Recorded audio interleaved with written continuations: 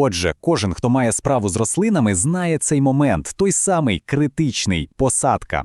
Особливо, коли ми говоримо про дорогі саджанці, як зробити так, щоб вони 100% прижилися, щоб коренева система була потужною і старт був вдалим. Сьогодні ми детально розберемо двох дуже популярних помічників у цій справі – Радіфарм та Сізарен, і з'ясуємо, в чому ж між ними кардинальна, фундаментальна різниця. Гаразд, давайте до справи. Серед аграріїв, знаєте, ходить такий популярний міф. Щось типу «просто налий під корінь і чекай на диво». Нібито будь-який стимулятор росту коренів працює однаково. Взяв пляшку, розвів, полив і вуаля, все буде добре. Але, м'яко кажучи, це не зовсім так.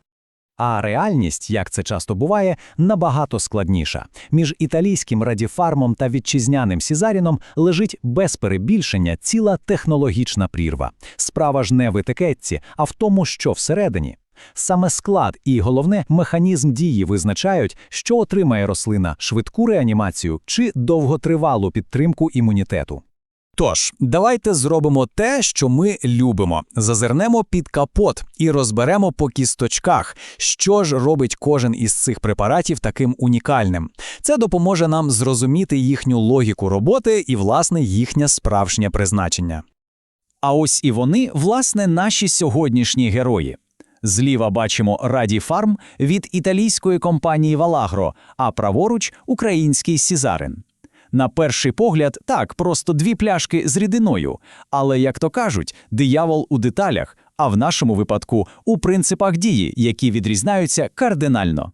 Почнемо з Радіфарму. Його принцип роботи можна порівняти, знаєте, з таким собі хімічним зламом клітини, в хорошому сенсі цього слова. Сапоніни в його складі – це як відмичка, що підвищує проникність мембран. І корінь, він просто як губка починає всмоктувати воду і поживні речовини. Бетаїни одразу ж захищають від стресу пересадки, а амінокислоти – це вже готові цеглинки для побудови нових тканин.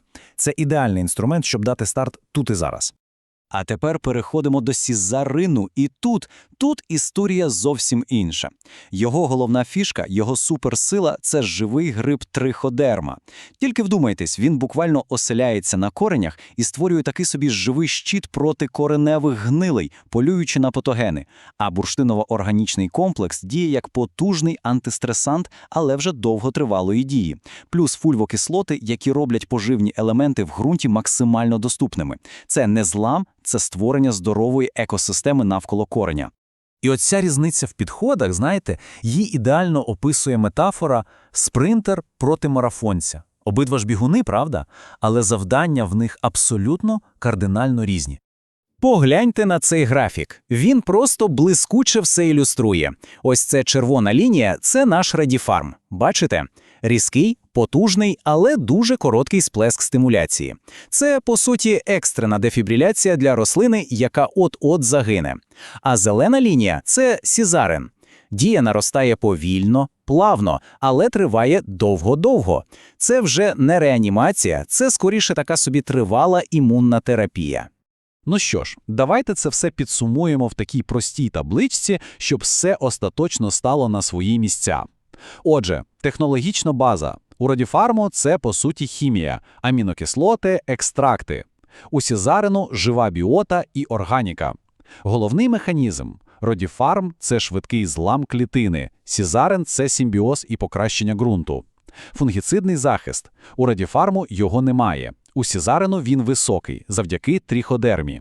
Ну і, звісно, ціна. Радіфарм – це преміальний імпортний продукт, а Сізарен – оптимальний вітчизняний.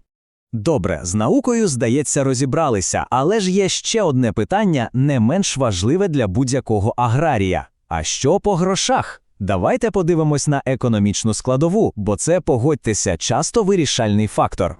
І ось тут, увага, ключовий момент. Сізарін виходить в 3, а то й в 4 рази дешевшим. При цьому він дає нам 95% аналогічного стимулюючого ефекту і, що суперважливо, додає той самий фунгіцидний захист, якого в Радіфармі просто немає. Це робить його, просто ідеальним рішенням для оптимізації витрат, особливо коли ми говоримо про масові посадки. Є одна фраза, яка, як на мене, ідеально підсумовує всю цю економічну логіку. Звучить вона так: Радіфарм – це дорога страховка, а Сізарин – це оптимізована інвестиція. Тобто Радіфарм – це вузькоспеціалізований дорогий інструмент, виправданий, коли треба рятувати щось дуже цінне, де ризик втрати максимальний. А Сізарин – це скоріше розумна інвестиція у здоров'я ґрунту і довготривалу підтримку рослин. Так що ж робити? Як агроному прийняти правильне рішення? Тут все зводиться до золотого правила, яке працює скрізь. Для кожного завдання – свій інструмент. Тобто, перш ніж тягнутися за пляшкою, варто поставити собі одне просте, але головне запитання. А яке, власне, в мене завдання стоїть прямо зараз? Відповідь на нього і буде ключем до вибору. І ось вам суперпростий алгоритм. Якщо перед вами стоїть завдання екстреної реанімації, наприклад, дуже дорогі саджанці, які ледь живі і кожна хвилина важлива, ваш вибір Радіфарм. Але якщо ж мова йде про масову посадку, закладання цілої плантації або просто звичайну сезонну роботу, тут однозначно Сізарін. Він дасть чудовий старт і довготривалий захист, при цьому коштуючи значно менше. А тепер, будь ласка, максимальна увага. Це, мабуть, найважливіше, що треба знати про Сізарін. І помилка тут може коштувати дорого. Його основа, ота сама триходерма, це живий організм. І якщо взяти і змішати його в баковій суміші з якоюсь агресивною хімією, скажімо, з фунгіцидами чи концентрованими добривами, ви його просто вб'єте. Миттєво. І все, ніякого фунгіцидного захисту не буде. Отже, який головний висновок можна з усього цього зробити? Він дуже простий і практичний. По-перше, чітко розрізняйте завдання та інструменти.